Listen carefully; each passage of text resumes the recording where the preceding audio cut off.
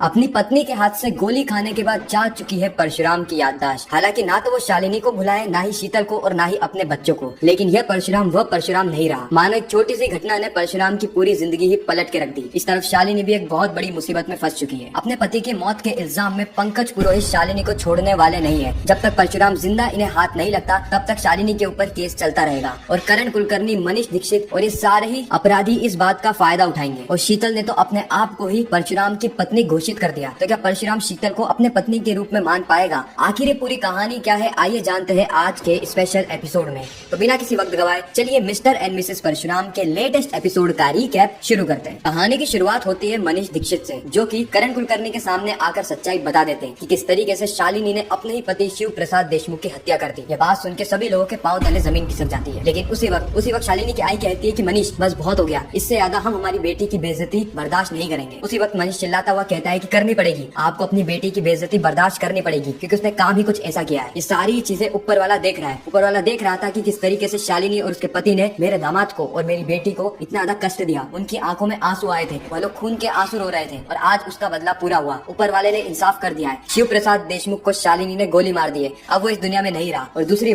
बात ये कि अब शालिनी भी आसानी से जिंदगी जी नहीं पाएगी। अब उससे भी वही कोर्ट कचहरी के चक्कर लगाने पड़ेंगे जो कि इतने समय से उसके कारण मेरा दामाद कबीर कुलकर्णी लगा रहा था। मानना पड़ेगा ऊपर वाले की लीला को, इंसाफ वो हमेशा दिला कर रहता है। इतने में ही हम देखते हैं करण कुलकर्णी वापस आता है और कहता है कि ये तुम क्या कह रहे हो मनीष, ये तुम क्या कह रहे हो, क्या शालिनी ने सही में अपने पति शिव प्रसाद देशमुख को जान से मार दिया है? मनीष दीक्षित कहता है कि हाँ करण कुलकर्णी जी, हाँ शालिनी ने अपने हाथों से शिव प्रसाद देशमुख की हत्या कर दी है। करण कुलकर्णी कहता है तो फिर शालिनी कहाँ पर है? मनीष दीक्षित बताता है कि उसे पुलिस ने अरेस्ट कर लिया है, वो भी कस्टडी में है। ये बात सुन के कहीं ना कहीं करण कुलकर्णी को शौक लगता है, क्योंकि वह बहुत अच्छे से जानता है कि शिव प्रसाद देशमुख और शालिनी देशमुख ये दोनों एक दूसरे से कितना ज्यादा गहरा प्यार करते थे। अरे यह तो एक दूसरे पर खरोच तक बर्दाश्त नहीं कर सकते। इसीलिए करण कुलकर्णी मनीष दीक्षित से पूछ रहा होता है लेकिन शालिनी ने ऐसा किया क्यों? मनीष दीक्षित कहता है कि मुझे असली कारण नहीं पता, लेकिन यहाँ पे कोई लव ट्रायंगल का केस हो सकता है। हो सकता है कि किसी लड़की के चक्कर में शालिनी ने शिव प्रसाद देशमुख को मार दिया हो। बस 2 करोड़ के इंश्योरेंस एजेंट का कोई चक्कर चल रहा होगा और शालिनी से ये सारी चीजें बर्दाश्त नहीं हुई होगी। और हम सभी जानते हैं शालिनी का गुस्सा किस हद तक है। वो जब गुस्से में आ जाती है तो कुछ भी नहीं देखती, क्या सही है, क्या गलत है, क्या सच है, क्या झूठ है, कुछ भी नहीं। इस वक्त शालिनी की आई कहती कि बस मनीष बस, अब तुम ऐसा नहीं कह सकते, वो मेरी बेटी है, मैंने उसको पाल पोस कर बड़ा किया है, उसके अंदर अच्छे संस्कार डाले हैं। इस वक्त तक तो घर में मौजूद बाकी लोग शालिनी के आई के संस्कारों पर भी सवाल उठाने लगते हैं, लेकिन नंदिनी कहती है कि बस चुप हो जाइए, आप सभी लोग चुप हो जाइए, आप मेरी आई को और मेरी बहन को इस तरीके से बेइज्जत नहीं कर सकते, और अगर आपको करना है ना तो आप करिए, लेकिन मेरी आई की आंखों में आंसू नहीं आने चाहिए आप लोगों के कारण। तो वैसे ही बहुत ज्यादा दर्द में, वैसे भी आप लोगों के लिए तो आज का दिन खुशी का दिन है ना, इसलिए जाइए जश्न मनाइए। करण कुलकर्णी कहता है जश्न तो होगा, नंदिनी दीक्षित जश्न तो होकर रहेगा और जश्न कराएगा यह करण कुलकर्णी, क्योंकि आज का दिन यह करण कुलकर्णी के लिए बहुत अच्छा दिन है। शिव प्रसाद देशमुख बहुत ज्यादा हवा में उड़ रहा था ना, मिडिल क्लास कॉमन मैन, अपने ही पत्नी के कारण इस दुनिया से हाथ धो बैठा। पता लगाना पड़ेगा कि आखिर वह तीसरा व्यक्ति कौन है जिसके कारण ये पूरा ही खेल अंजाम तक पहुंचा है। इस तरफ हम देखते हैं बलराम को, जो कि सीधे फोन घुमाता है सर पंकज पुरोहित को, और सर पंकज पुरोहित से कहता है कि आप अभी के अभी शालिनी देशमुख को छोड़ दीजिए। पंकज पुरोहित कहता है कि आप कौन और आपने यहाँ पर फोन क्यों लगाया है और आप मुझे ऑर्डर कैसे दे सकते हैं? उसी वक्त बलराम कहता है कि मैं मुंबई से बोल रहा हूँ, स्पेशल ब्रांच। पंकज पुरोहित कहता है लेकिन आपका इस केस से क्या लेना देना? बलराम कहता है कि लेना देना है, बहुत गहरा लेना देना है, लेकिन आपको इन सारी चीजों से मतलब नहीं होना चाहिए। आप शालिनी को अभी के अभी बाइज्जत बरी कर दीजिए, उसे कस्टडी में आप नहीं रख सकते। पंकज पुरोहित कहता है कि रखना तो पड़ेगा, क्योंकि मेरे पास सबूत और गवाह दोनों ही है कि इस लड़की ने अपने पति को जान से मार दिया है। उसी वक्त बलराम कहता है कि बस सर आप अपनी हदें पार कर रहे हैं, मैंने आपसे कहा ना कि आप अभी के अभी बाइज्जत शालिनी को बरी कर दीजिए, वो कहीं पर भी नहीं जाने वाली, इसकी गारंटी मैं लेता हूँ। पंकज पुरोहित कहते हैं कि मुझे तो पूरा यकीन है कि ये यहाँ से भाग जाएगी और कल मुझे इसे कोर्ट में भी पेश करना है। बलराम कहता है कि कल पेश करना है ना, आप अभी उसको कस्टडी में क्यों बिठा कर रखें? आपको जो भी धाराएं लगानी है, जो भी चीट शीट फाइल करनी है वो कर लीजिए, लेकिन शालिनी अब पुलिस स्टेशन में नहीं रहेगी, अभी के अभी उसे बरी कर दीजिए। लेकिन पंकज पुरोहित यहाँ पे बलराम की बातों पर ज्यादा गौर नहीं कर रहे होते। बलराम कहता है कि अभी आपको आपके हेड का फोन आएगा, मैंने ऊपर वाले लेवल से बात कर रखी है। और उसी वक्त सर पंकज पुरोहित को एक कॉल आता है, जिसके बाद उन्हें मजबूरन नहीं सही लेकिन शालिनी को बरी करना पड़ता है। बलराम ने अपना काम कर दिया था, अपनी दोस्ती बलराम ने निभा दी। इस तरफ जैसे पंकज पुरोहित को ऊपर से कॉल आता है, वो वैसे ही शालिनी को बरी कर देते हैं। साथ ही वो शालिनी को एक वार्निंग देते हैं कि वो 24 घंटे तक इस शहर से बाहर नहीं जा सकती, क्योंकि 24 घंटे के बाद उसे कोर्ट में पेश किया जाएगा और अगर उसने भागने की कोशिश करी तो यह उसके लिए बिल्कुल भी अच्छा नहीं होगा। इस वक्त तक शालिनी अपने दोनों ही बच्चों के साथ वहाँ से जा रही होती है, लेकिन चिंटू और पीहू कहते हैं लेकिन पा कहाँ पर है, पा कब तक आएंगे? शालिनी कहती है कि पा कुछ ही समय में आ जाएंगे बेटा, पा कुछ ही समय में आ जाएंगे, तुम्हें टेंशन लेने की कोई भी जरूरत नहीं है। पंकज पुरोहित कहते हैं कि क्या झूठी दिलासा दे रहे हो, तुम्हारे पा कभी नहीं आने वाले, तुम्हारी पा को तुम्हारी आई ने गोली मार दी है, अब वो हमेशा हमेशा के लिए जा चुके हैं। ये बात सुनकर चिंटू और पीहू दोनों ही रोने लगते हैं, लेकिन शालिनी जैसे तैसे करके उन्हें वहाँ से ले जा रही होती है। और हम इस तरफ देखते हैं द लेजेंड शिव प्रसाद देशमुख को, यानी परशुराम अभी भी जिंदा है। जो पूरी कहानी हमें बताई जा रही थी जिसमें परशुराम की मौत हो चुकी है, उस कहानी का मेन ट्विस्ट यही था कि परशुराम अभी भी जिंदा है। हॉस्पिटल में परशुराम को होश आ जाता है, लेकिन उसकी हालत बहुत ज्यादा खराब होती है। वो ढंग से चल भी नहीं पा रहा था, ढंग से गर्दन भी नहीं हिला पा रहा था। उसे हर एक चीज करने में बहुत ज्यादा तकलीफ हो रही थी, क्योंकि जिस जगह उसको गोली लगी थी ना, वह जगह से पूरे शरीर पे उसे इम्पैक्ट झेलने को मिला है। लेकिन उसे यह बात याद थी कि शालिनी ने उस पर गोली चलाई। वो इसी बात से दर्द में था कि शालिनी ने मुझ पे गोली क्यों चलाई, आखिर शालिनी ने मुझे जान से मारने की कोशिश क्यों करी। कहीं ऐसा तो नहीं ना कि वो गुंडे भी शालिनी ने ही भिजवाए हो। लेकिन शालिनी भरा मुझे क्यों मारेगी? नहीं नहीं नहीं शिव, ऐसा नहीं हो सकता। शालिनी तुझे नहीं मार सकती, 11 साल से तू उसके साथ है, वो तो तुझे मच्छर तक काटने नहीं देती, वो तुझे गोली क्यों मारेगी? शिव प्रसाद देशमुख उसके और शालिनी के पुराने लम्हों को याद कर रहा होता है। इधर हम शालिनी को देखते हैं जो कि रात में घूमते घूमते अपने पति के लम्हों को याद कर रही होती है और बहुत ज्यादा गिल्ट में होती है कि उसने अपने ही हाथों से अपने पति का खून कर दिया। आखिर वो ऐसा कैसे कर सकती है? आखिर कैसे शालिनी, आखिर कैसे? उसी वक्त वहाँ पर आ जाते हैं डॉक्टर। डॉक्टर आते ही शिव प्रसाद देशमुख को बताते हैं कि आप टेंशन मत लीजिए, आप अभी भी जिंदा है और आपके बॉडी पे कुछ भी ऐसा गहरा इम्पैक्ट नहीं आया है। धीरे धीरे करके आपकी बॉडी रिकवर कर जाएगी, लेकिन अभी अगर आपने कुछ भी एक्शन लेने की कोशिश करी तो फिर आपका शरीर ढंग से काम करना बंद कर देगा और हो सकता है कि आप कोमा में भी चले जाएं। इसीलिए अपना थोड़ा ध्यान रखिए। उसी वक्त शिव प्रसाद देशमुख कहता है कि डॉक्टर मुझे यहाँ पर कौन लेकर आया है, आखिर किसने मेरी जान बचाई? डॉक्टर कहते हैं कि आपकी पत्नी ने आपकी जान बचाई है। शिव प्रसाद देशमुख कहता है शालिनी वह मुझे यहाँ पर लेकर आई, और मेरे बच्चों का क्या? डॉक्टर कहते हैं कि बच्चे, उस लेडी के साथ कोई बच्चे नहीं थे। और शालिनी, मुझे उसका असली नाम नहीं पता कि शालिनी है या कुछ और, लेकिन वो बाहर ही आपका इंतजार कर रही है। आप अभी आराम कीजिए, कल सुबह आप उनसे मिल लेना। नए दिन की शुरुआत होती है जहाँ पर शालिनी अपने दोनों ही बच्चों के साथ पहुंच जाती है भगवान को अर्जी डालने के लिए, ताकि जल्द से जल्द उसका पति वापस आ जाए, क्योंकि शालिनी को अभी भी उम्मीद होती है कि हो सकता है शिव प्रसाद देशमुख लौट आए, उसकी मौत हुई ही ना हो। इस तरफ हम देखते हैं शीतल को, जिसने अपनी मांग में सिंदूर भर लिया था और अपने प्रिय मित्र या फिर पुराने प्रेमी शिव प्रसाद देशमुख के नाम का मंगलसूत्र पहन लिया होता है। शालिनी तो मस्त सज धज के तैयार हो गई थी, उसने बिना शादी करे ही शिव प्रसाद देशमुख को अपने पति के रूप में एक्सेप्ट कर लिया है। अब बारी थी शिव प्रसाद देशमुख की, क्या वह एक्सेप्ट करेगा? अब इंटरेस्टिंग बात ये होती है कि जिस पेड़ पर शालिनी बैठी होती है उसी पेड़ पर शीतल भी आ जाती है। ये दोनों ही अपना डोरा लगाते हैं और अपनी अर्जी डाल देते हैं। उसके बाद जैसे शीतल वहाँ से जा रही होती है, पीहू शीतल को देख लेती है और पीहू अपनी आई शालिनी को बताती है कि वो आंटी याद है आई, वो आंटी जो कि हमारे घर भी आई थी, हमें स्कूल के बाहर भी मिली थी, जो कि ये कह रही थी कि पाकी उनके साथ शादी होने वाली थी। शालिनी को तुरंत याद आता है शीतल, क्योंकि शीतल ने एक बार शालिनी को कॉल करके कहा था कि वो हमेशा हमेशा के लिए उसके पति को उससे छीन लेगी। लेकिन शालिनी को समझ में नहीं आ रहा होता कि शीतल यहाँ पर क्या कर रही है, वो भी मनाली में। अगले सीन में हम देखते हैं जहाँ पर शालिनी देशमुख को सर पंकज पुरोहित कोर्ट में ले जा रहे होते हैं, लेकिन उसी वक्त वहाँ पर आ जाती है नंदिनी। नंदिनी कहती है कि सर आप ऐसे शालिनी को वहाँ पर नहीं ले जा सकते, क्योंकि शालिनी का वकील अभी भी जिंदा है। उसके बाद सर पंकज पुरोहित कहते हैं कि आप इन फोकट के मामले में मत उलझिए, क्योंकि शालिनी देशमुख ने अपने पति को जान से मारा है, इस बात के हमारे पास सबूत भी है और गवाह भी है, और वहीं पर शिव प्रसाद देशमुख भी मिसिंग है, आप इसका क्या प्रमाण देंगी? उसी वक्त नंदिनी अपना इंट्रोडक्शन देती है कि वह मुंबई हाई कोर्ट की वकील है, और इतना ही नहीं बल्कि वह शालिनी देशमुख की बड़ी बहन भी है, इसलिए वह शालिनी को बचाने की 100% कोशिश करेगी। साथ ही वह कानून के रखवाली भी है, इसलिए उसे कानून सिखाने की कोशिश मत करना। पंकज पुरोहित को यहाँ पे गुस्सा आ जाता है, इसलिए वो शालिनी के खिलाफ बहुत कुछ बोलना शुरू कर देता है, लेकिन नंदिनी हर बात का मुंह तोड़ जवाब देती है। इसके बाद नंदिनी और शालिनी दोनों ही एक दूसरे से गले मिलते हैं और इसी के साथ ही खूबसूरत एपिसोड यहीं पे समाप्त हो जाता है। खैर आपको ये रिकैप कैसा लगा कमेंट सेक्शन में जरूर बताना। मैं मिलता हूँ किसी नेक्स्ट इंटरेस्टिंग वीडियो में, जब तक के लिए गुड बाय।